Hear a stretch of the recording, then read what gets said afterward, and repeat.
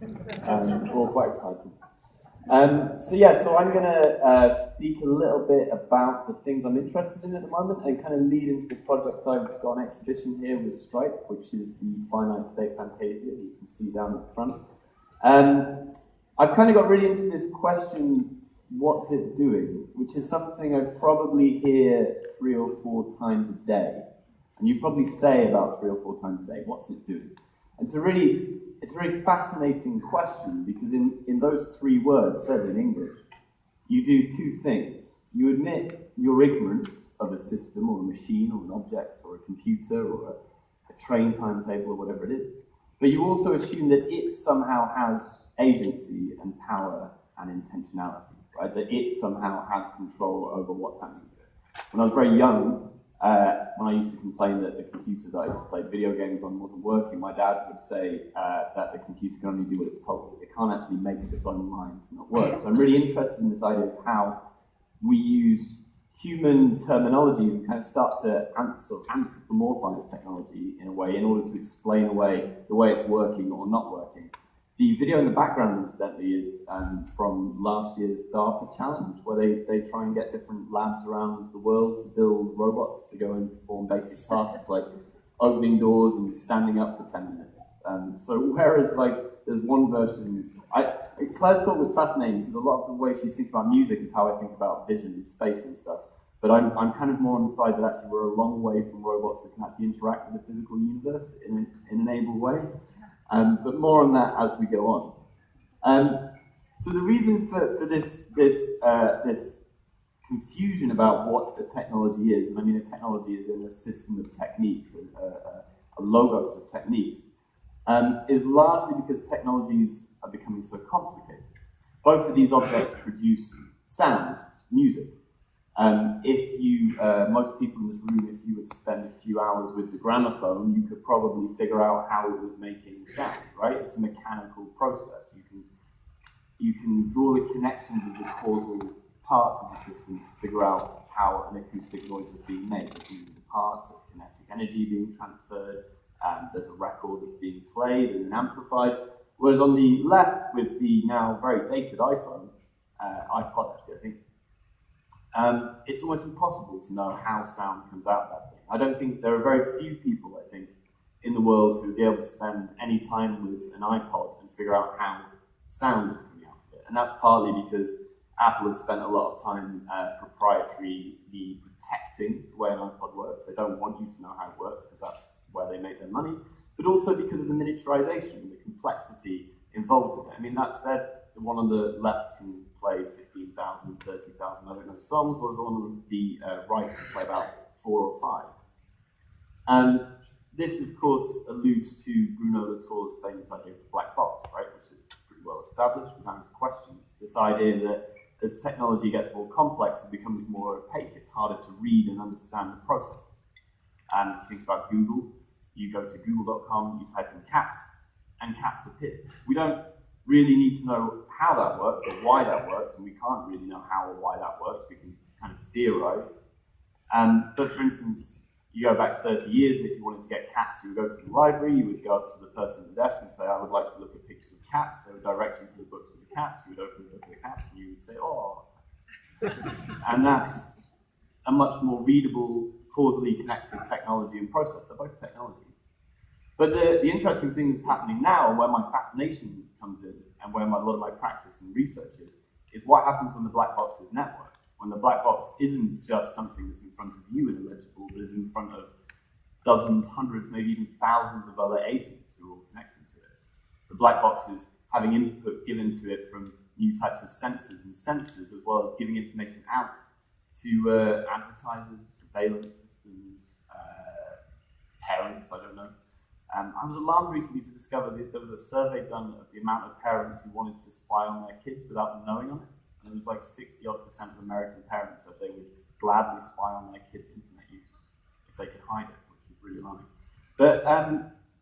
But what happens when it's connected? What happens when the black box is illegible, not just in front of you, but illegible across the network? And what does that mean, and how does that change what we understand of a machine and what it does and what it can do?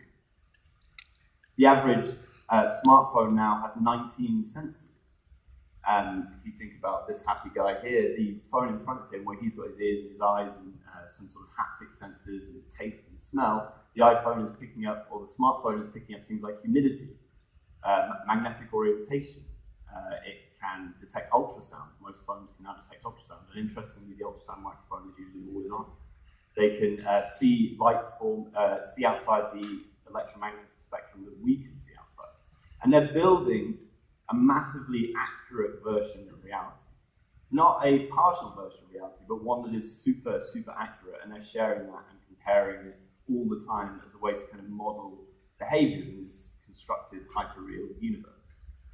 And this suspicion of these somewhat animistic devices that somehow have their own power in the world leads us into an interesting problem with how we think about these types of objects and how we classify them. This is a very unformed theory, so I have to apologize because I'm still working through it a bit. But essentially we have the things around us, the tools and objects around us that we know are inanimate. And those can be things like a pair of scissors. You know that a pair of scissors can cut things, you know that it can cut you by accident, but you also know if you put them down somewhere, they're not going to get up and decide to cut something of their own volition. They require human input and interaction. The kind of range of opportunities and the sort of task envelope, as Stella referred to it, is well known to us. And then on the other side we have things, other subjective beings in the universe we interact with, and that can be humans, cats. I don't know, do people interact with other things than humans and cats? I don't think so. Just humans and cats. So, and those things have their own intentionality. We know that other people may do things that surprise us or shock us. They may do things we find horrifying, like vote to leave the European Union. And we may end up having to deal with that decision and sort of cry ourselves to sleep for a week or something. But we know that and we accept that as part of our relationship. I'm pretty sure, due to the various social contracts in place, that I'm not going to be murdered today, right? But again, it's not beyond the range of possibilities. But in the middle, it's getting closer to being possible, I feel like. In the middle, we have this thing of like not nothing. Objects that present themselves as inanimate tools, physical objects that inhabit the world and are directly under human control, but are also networked and connected and exist in different places and can be updated at random and driven to do things that was perhaps outside of the early limits and opportunities of those types of things. And that leads to confusion and difficulty. This is a video of some guys testing the automatic stopping on their autonomous vehicle.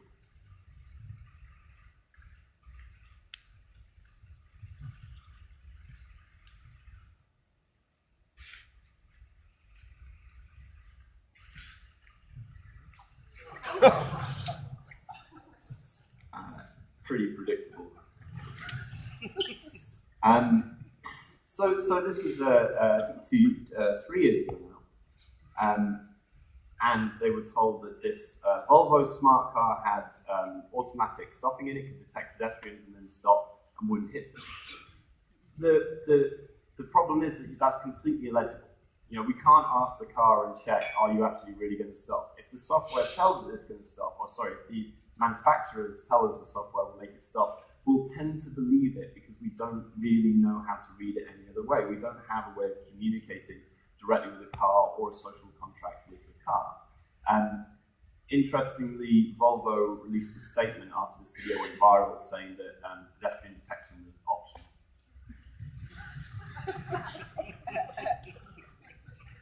Come on. So we face this thing which I call the cats with iPads problem. I'm the only person in the world to call this the cats with iPads. So these cats are trying to catch mice they're seeing on the screen. They don't fundamentally understand that the mice aren't real and don't exist beyond the screen. They don't have what science fiction authors call the reading protocols, the understanding of the media and the content and how the two things relate. For them, there is no reason why the mice should not leave the side of the iPad and they should be able to catch them. And we're in a similar situation. Things as presented can be very different to things as are real. And what really fascinates me is this difference between how we talk about and tell stories about what machines are and how they work, their thinking, their feeling, their sensing, and how they actually work, which is through a completely different cognitive system. It's a radically different way of understanding the built universe, one that we actually are incapable of comprehending because of our limited sensorium. This is from the National Highway Traffic Safety Administration's report on the first autonomous car crash with a Tesla, which was in May last year, May 22nd in, I can't remember where exactly. And basically what happened is that this Tesla, it starts in the top left there, is going down the highway, a trailer truck turns across in front of it, the Tesla fails to slow down or stop and hits the trailer. The female driver was instantly killed, and you can see the Tesla spinning off. Now there are 48,000 road deaths a year in the US, but this one obviously attracted a lot of attention because it was the first time a car that was fully in autopilot mode killed a human passenger. And there was lots of questioning and so on and so forth. And Tesla released a statement on their blog saying that, and there's only one phrase from it that particularly stands out to me, which is that the autopilot system failed to distinguish between the white of the tractor trailer and the sky, which I just find to be such a poetic phrase. This is a machine that cannot tell the difference between the sky and a tractor trailer. Those to it are the same thing, inherently part of the same classification project. It's a beautiful idea, and it obviously results in the death of someone, but it highlights to us this cognitive gap. And when I was putting together this project, that was the thing that really kicked me off. It's like, how do you show people an intelligence, or a cognitive system, certainly, that doesn't understand the difference between a trailer and the sky? Mobileye, who are the Israeli software company who originally made the Tesla software, and released this video shortly before the crash, actually, which shows, the video is called What a Tesla Sees. But this genre of kind of grainy footage with some After Effects over it is not what machines see. It is in no way what machines see. We as humans see this and attach meaning to it. We can see cars and people and buildings and streets. We relate to our own experience of driving or walking or being in urban environments.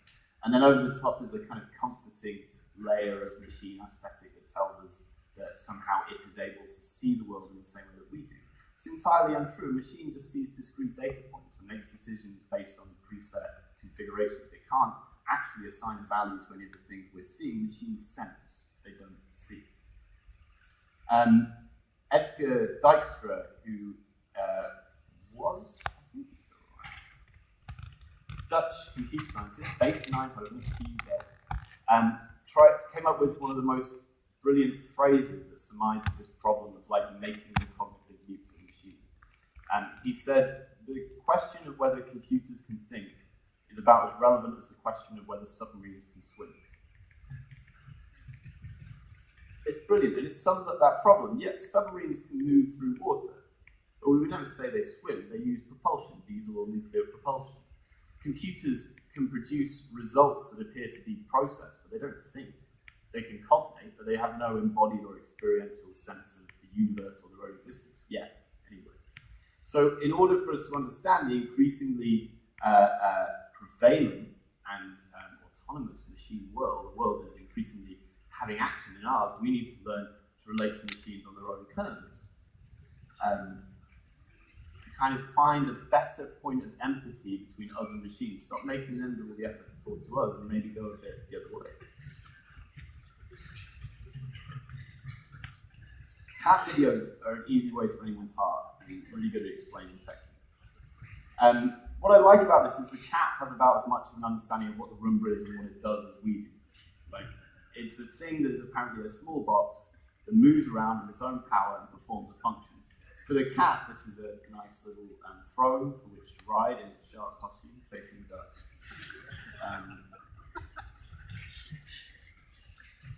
For us, it's a cleaning device, but also it's an incredible sensory organ. So the Roomba has 2 infrared sensors that it uses to detect distance. It also has an edge sensor, so it knows if it's going over the edge of something, it can look down and prevent that from happening. It has a physical bump sensor that means when it hits something, it knows to stop and turn around and move. One of the early problems of spatially mapping for machines is that the approach was generally, because of the way that humans work, when we walk into a space, stop looking at the cat. When we walk into a space, we immediately model the space. We live in what a kind of consensual hallucination. The first thing you do is in about a tenth of a second, your ears can pick up whether it's a big or a small space. Your eyes then model it, and we move through it.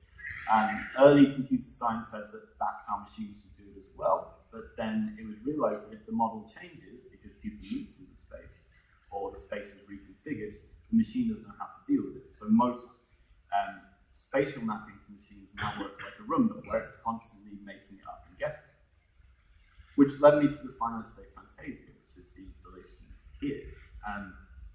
In the finite state Fantasia, an invisible machine is simulated in the box in the space that's there, 4.3 by 4.3 by 2.9 meters. And the machine moves around mapping the space. Every time it hits a wall, it leaves a point. And over time, it creates more and more points and a more and more reliable sense of how big the space is, where the limits of it are, where the walls are. But the trick is that the machine is invisible, and the only thing you can see is its infrared sensors. So you can kind of position it based on the X and Y coordinates blasting out the wall. And the only thing you can hear is its ultrasonic sensors, this kind of infuriating, high-pitched whine that learned to hate. Its noise as it's kind of moving around trying to figure out what the space is. The problem is it can also detect you, so when you walk into the machine space, if you happen to invade its world, it doesn't know how to reconcile the messy, changing human physical universe, or alien physical universe as well, I suppose, with its model, with its simple, constrained model. And so as a result, you end up with a kind of distorted pattern growing over the walls as more and more people walk through it. The point of this project was to highlight this difference. I think this is the second time it's been exhibited, and every time people have said, I don't get it. And it's a kind of a dick move to say, well, that's the point, but kind of that is the point. You're inside another thing's cognition. You're in a totally alien landscape, something that's completely alien and strange to you.